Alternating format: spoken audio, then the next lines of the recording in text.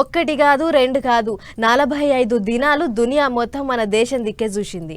కుంభమేళ జాతరతోని మన పేరు పెద్దగా అయ్యింది. అంత గొప్పగా చేసిర్రు. పబ్లిక్ కూడా పొట్టు పోయిర్రు.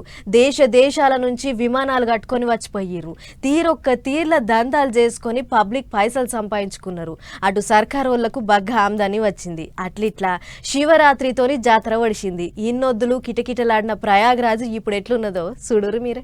ఇన్నొద్దులు పుట్లు జనాలతోని పుణ్యతానాలు చేసుకుంటా కిక్కిర్చిన ప్రయాగరాజ్ గంగా ఒడ్డు ఇప్పుడు జర్ర నిమ్మలమైంది.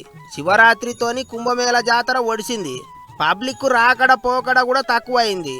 అంత కూడితే 45 దినాలల్లో 65 కోట్లకు ఎక్కువనే పబ్లిక్ పుణ్యతానాలు చేసిండ్రట. గంగల మునిగి పుణ్యం సంపాదించుకున్నారు. అంత మంచిగానే ఉన్నది గాని గన్ని కోట్ల మంది పోయిన జాగ నీటిగా ఎట్లుంటది చెప్పుర్రి.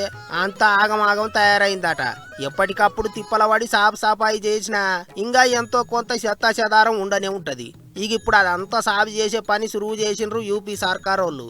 ఉత్తరప్రదేశ్ ముఖ్యమంత్రి యోగి సారు, ఆఫీసర్లు, తతిమ లీడర్లంతా నెత్తికో పోరకాందుకొని జరసేపు గంగ ఒడ్డున చెత్తాచెదారం ఊడ్చిండ్రు. నీళ్ళ పడ్డ చెత్త ఏరేసిండ్రు. ఇదివరకే ఓసారి 15,000 మందితోని సాపాయి కార్యం చేసిండ్రు. ఇప్పుడు మళ్ళోసారి పని సురువు చేసిండ్రు. ఎన్నొద్దులైతే అన్నొద్దులు మొత్తం నీటుగా చేసిన దాకా నిద్రపోవద్దని చెప్పిండట ముఖ్యమంత్రి సారు. అంతేకాదు కుంభమేళ జాతర నడిచినన్ని రోజులు తిప్పలవాడి పనిచేసిన సాపాయి కార్మికులకు ఒక్కొక్కలకు 10,000 బోనస్ ఇచ్చిండ్రట. సీఎం సారు కార్మికులతోని కలిసి కూకొని తిండి తిన్నాడు.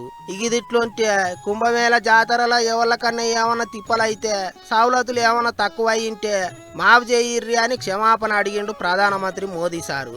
మస్తు తిప్పలవాడి పనిచేసినాం, అయినా సుతా కొంతమందికి ఎక్కడో ఓ కాడ ఆపతి వచ్చే ఉంటది. గట్లయితే మాత్రం పెద్ద మనసు చేసుకొని మాఫ్ చేయండ్రి అన్నట్టు మాట్లాడిండట సారు. ఎట్లయితేంది గాని 144 ఏండ్లకోసారి వచ్చే ప్రయాగరాజ్ కుంభమేళ జాతర అట్లిట్లా ఒడిసిపోయింది.